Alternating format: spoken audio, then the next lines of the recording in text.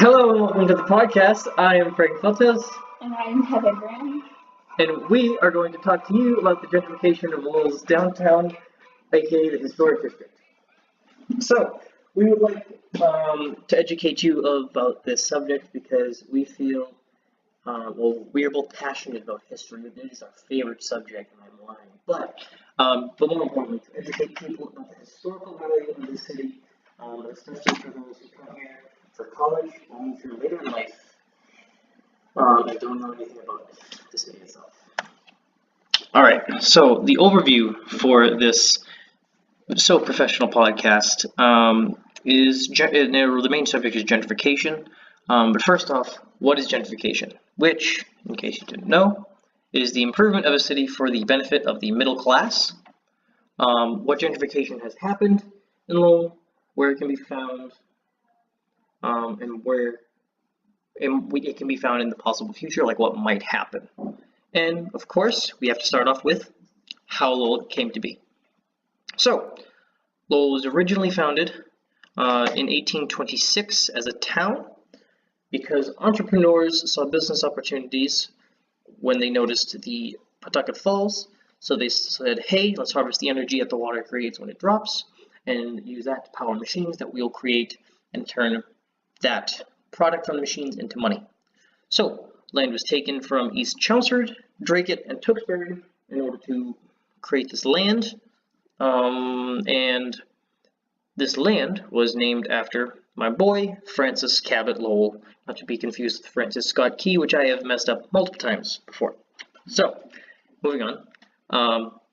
Yes, it was named after him because he had a tremendous influence on the industry. He studied in England, he learned about the looms and the systems of mills that they had there, the textiles, and he created his own Lowell system after founding the Boston Textile Company. And after developing those patents, he and a good business partner, Paul Moody,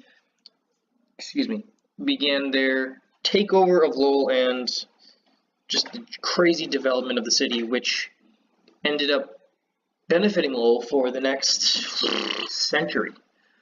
And still today even, and we will get into that shortly. Alright, now we're going to talk a little bit about early Lowell, as you can probably tell by the slide. Before it became a city in 1836, Lowell was actually a farm area, even just before all of the factories came, once the Lowell system started to move in. However, with the developing technologies of the times, as Frank just mentioned, the water-powered mills to produce textile found their home right here in Lowell. As you can see from the map, the Merrimack has a very nice large bend in it, which gives this area, the historical district of Lowell, the perfect template for the canals. As you can see, they're running all through the river, and it also connects to the Concord River, which runs right down the side, which at the time is also still part of Lowell. So as you can see here, in 1832, about 4 years before it became a city, the Lowell system was bustling. There were so many factories, residence buildings, churches, hotels. There was so much going on, and it was now holding a population of almost 10,000 people, which was a huge change from the sparse farmland from before. And over the next 100 years, Lowell would reach its peak, which would be about 17,000 workers in the Lowell system right here. Most of these workers were actually young girls, starting usually from the age of 10, and they would work about 13 hours a day for 6 days a week. And if you do the math, that is about 78 hours a week, which in today, a full-time job is considered just 40 hours, and these young girls as young as 10 were working twice that. So as you can see here, these young ladies were working so much, and in this picture right here, we have these rows of looms. Now, these are actually still, this picture is from the museum. They often have a lot of these mills going when they do tours, a lot of these looms, going while they do tours, and just with a single row, it's very loud. These mills these looms are also very dangerous, as it's common for these women working on the looms to get their hair or their clothing caught, and it would spin them around just like it was spinning the loom, and it would hurt them and maim them while they were working. Despite all this, the girls were paid very little, even though each and every one of them were in charge of a full row, managing, making sure it was working properly, and often had severe repercussions if they weren't taking care of these machines. In the bottom picture right here, you have these man-powered looms, and these are just simple ones you work by hand. This is the spool, which you'd run across and back, and also use the pedals to make different designs and patterns on the loom. And if you go to the Boot Cotton Museum, you can actually still use one of these to make your own little design. And now we're going to talk a little bit about Lowell in its prime, which was really the late 19th to early 20th century. So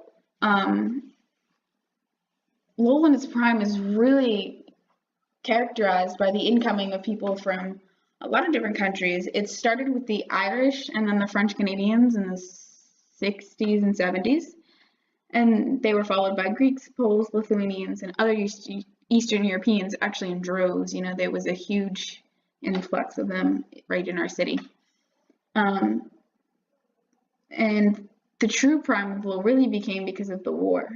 Lowell had contracts with the military companies for World War I to make all of their textile needs, and it was a huge profit for the city.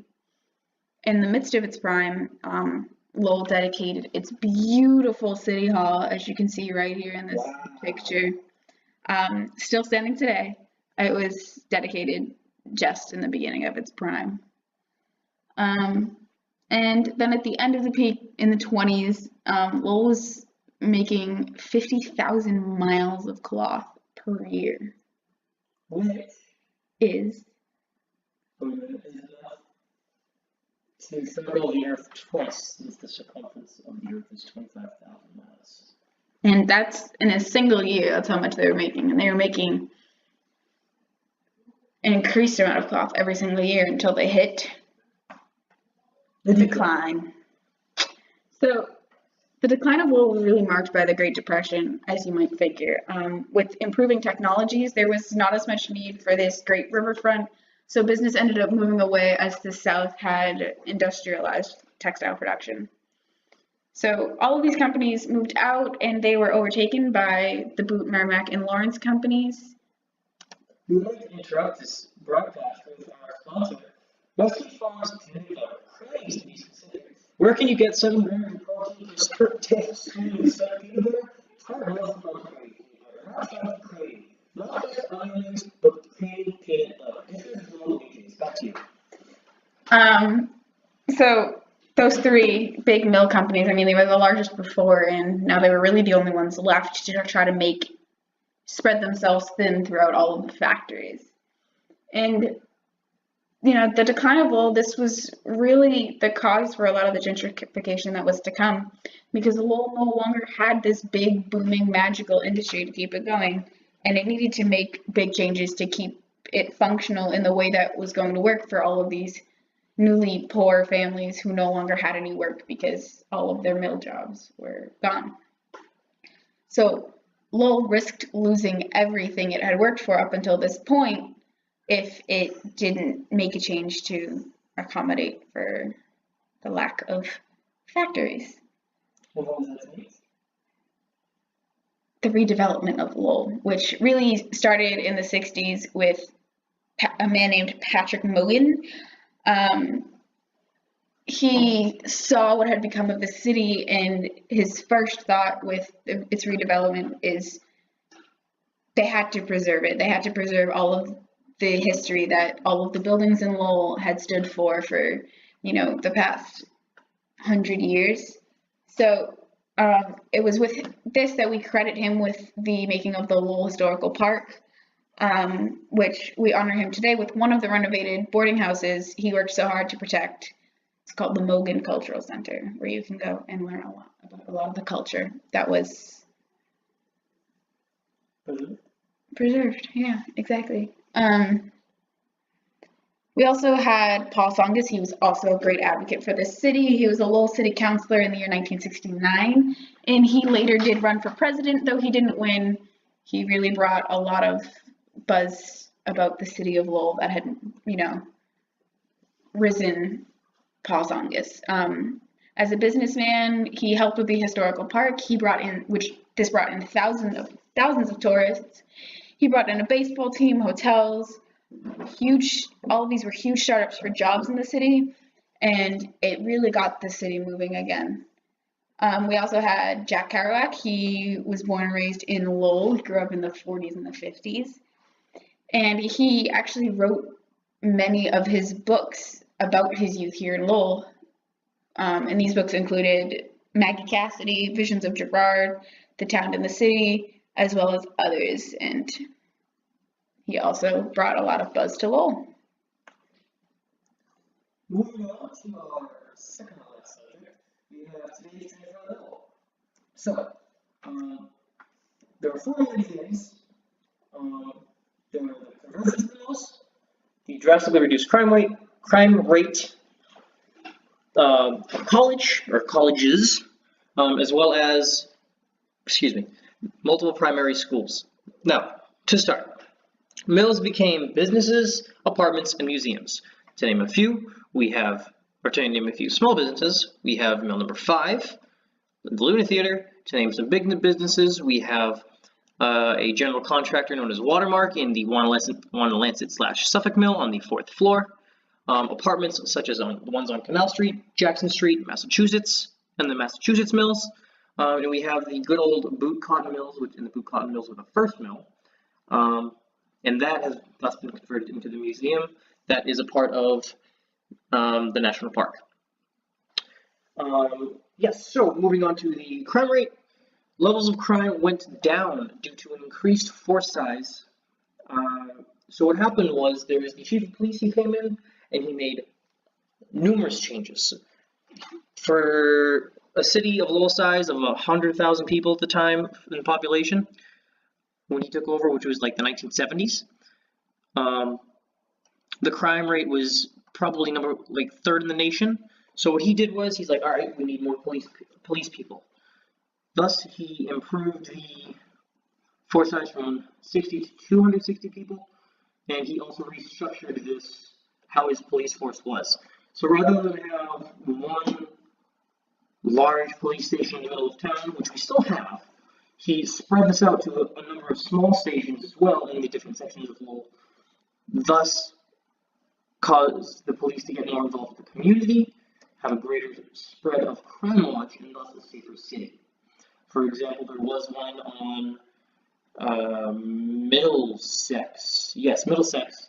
That has been closed down, I think, within the past 10 years. There was also one at the bottom of 3rd Street in Centerville. Thank you. All right, moving on to the colleges. So we have the Middlesex Community College, which is a part of that system, and it's one of the 2 campuses of Middlesex, one of which is in Bedford, and the other one which is right here in the big octagon, or the big nice polygon-shaped building. And we also have UMass Lowell. Now, UMass Lowell, the story is a little bit funky, so let me explain. First, we had the normal school, which was opened in 1896, and we also have the Lowell Textile School. The Lowell Textile School, which opened in 1897. The Lowell Normal School is for women to get good house skills, and the Textile School so that men could learn how to engineer certain things about the looms and the textiles. The Lowell Normal School became the Lowell State College, and the Lowell Textile School became the Lowell Textile Institute.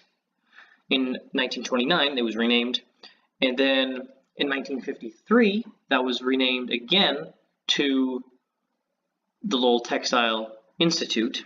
So now we have Lowell State, which is South Campus. We have Lowell Tech, which is North Campus. Excuse me. In 1975, the University of Lowell was formed through a merger between the 2 colleges. The 2 colleges came together and said, hey, let's be one so that we can not be 2, which makes perfect sense, right?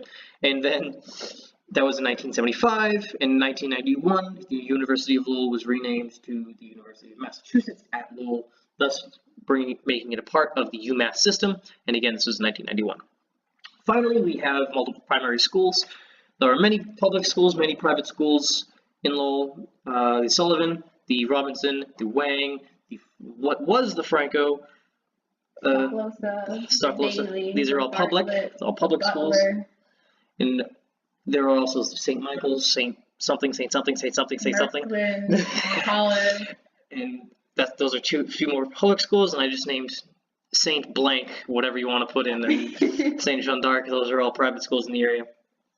And those are many elementary and middle schools, not including the multi-part Lowell Public High School, along with the Lowell Tech, and actually 14 of those middle and elementary schools were founded by Paul Songus.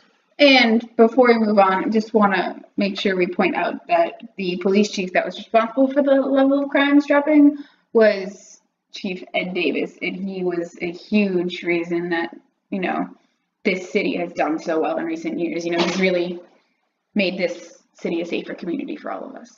Woo! Go Davis. All right, and to our last little subject of the day here, we have the future of the historic district. Many things would be improvements of the infrastructure and just the continuation of UMass Lowell being great. So to talk about the bridges, specifically bridges such as the Rourke could definitely be either improved or just torn down and remade completely. History about the Rourke: it was built in 1983, originally to be a temporary bridge. And it's still standing. Yes, it is nearly 35 years old. So, yeah, and it's an environmental hazard, and it's also a traffic hazard. So definitely improve all things in that area if it was torn down. Sewer systems, you look around anywhere within the. Actually, before I move on, yes, if we have the Rourke improved, that would improve traffic during rush hour to get traffic out of the city rather than just in gridlock on that 2-lane bridge. So sewer systems would definitely help with the environment. Rather than have a ton of junk or overflowing of drains in the city, especially in the winter, if the city can fix that, that would definitely improve pipes cracking and mains breaking. And if mains break, then we have to tear up the roads, which would make traffic terrible. But along with that, if there was also floods, then rats would be terrible too. Plenty of infestations of pests. Walkways downtown, there are plenty. I gotta stop using that word. Moving on, there are many walkways downtown which are cracked, so if the city would want to improve in that category, they would want to recast concrete walkways which would be able to withstand expanding as much as possible, especially if water gets in them in the winter, then it freezes and cracks the concrete even more. And lastly, we have roads. Roads have almost been improved completely in the downtown district, with the intersection at Middlesex, or rather Merrimack and Central Street, being fixed. They took out the cobblestones, which would make people slow down for no reason in the middle of the road, and I hated having to deal with driving home. But lastly, but certainly not least, we have the growing spread of UMass Lowell. UMass Lowell now has a Haverhill campus, and at one point, surprisingly enough, had a campus on the edge of Chelmsford and Lowell known as West Campus. Since UMass Lowell has had many sources of private grants, donations, and partnerships where interest wouldn't have to be a thing to worry about, it'll continue to grow and attract more students, which will benefit the historic district. By having more students within the area, we're going to have more people who are young people and don't want to eat at the same place every day, want to go out, which will then support local businesses such as El Potro or the Ramen Shop or the Lowell Burger Company. And then those people that either sneak into bars or have an ID, which can let them get into bars and like to go bar hopping downtown on the weekends, that they can get into Dudley's, which is also a business, and all bars are businesses too. They can get into Dudley's, they can get into Finn's Pub, they can get into plenty of things, all of which will improve the economic economic standing of the historic district itself. And getting, our students, especially students who are new, they don't think, I don't think of Lowell as having all these great little shops, but it really starts with cleaning up our city. We need, especially in the historic district, I feel like a lot of Lowell has lost sight of how beautiful this place can be. So it's really starting with getting everyone down there and realizing how great the historic district of Lowell really is. And in closing